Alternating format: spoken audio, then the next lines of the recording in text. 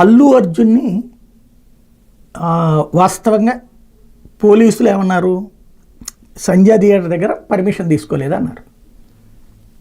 పర్మిషన్కి apply మేమే చేసాం ఆ రోజున అని చెప్పి వాళ్ళు చూపించారు. అదంతా పక్కన పెడదాం.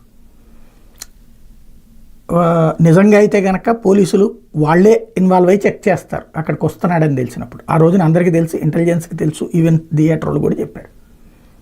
సరే, వాళ్ళు ఆ రోజున జరిగిన తొక్కిసలాటకి వాళ్ళది బాధ్యత కాదన్నారు, అల్లు అర్జున్ది బాధ్యత అన్నారు. అరెస్ట్ చేశారు, జైల్లో పెట్టారు. బాగుంది.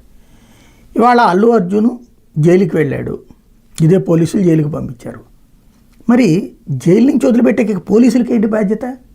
అతను ఒక నిందితుడు, అతను బెయిల్ తీసుకున్నాడు, అతను దోవన అతను వచ్చేస్తాడు కదా, పోలీసులకి ఏంటి బాధ్యత?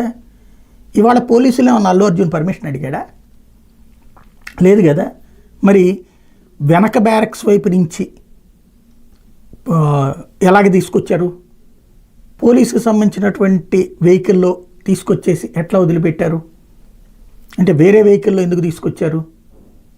అంటే పోలీసులకి ఏంటి సంబంధం? అది బెయిల్ ఇచ్చేసిన తర్వాత అల్లు అర్జున్ వెళ్తాడు తందాం, తను ఎట్లా వెళ్ళాలన్నది అతని ఇష్టం కదా. ఇవాళ దాంట్లో పోలీసులకు సంబంధం ఏంటి? అంటే అల్లు అర్జున్ కనుక అట్లాగా తన వెహికల్లో వెళ్తూ ఉంటే అభిమానులందరూ వెంట వస్తే అది పెద్ద క్రౌడ్ అవుతుంది అన్నటువంటిది. మరి ఇవాళ జైలు నుంచి బయటకు వచ్చేటప్పుడు క్రౌడ్ అవుతున్నప్పుడు ఆ రోజున సినిమా రిలీజ్ అప్పుడు ఇంకెంత ఉంటుంది?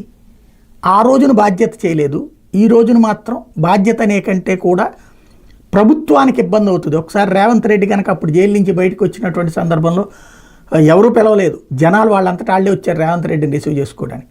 ఆ తరహాలో జనం ఎక్కడొచ్చేస్తారో అది ప్రభుత్వానికి వ్యతిరేకత కింద మారుతుంది అన్నటువంటి ఉద్దేశంతో వ్యూహాత్మకంగా అడుగులు వేశారు. అంటే పోలీసులు పోలీసింగ్ చేస్తున్నారా, ప్రభుత్వాల కోసం పనిచేస్తున్నారన్నది ఆలోచించుకోవాల్సిన సందర్భం.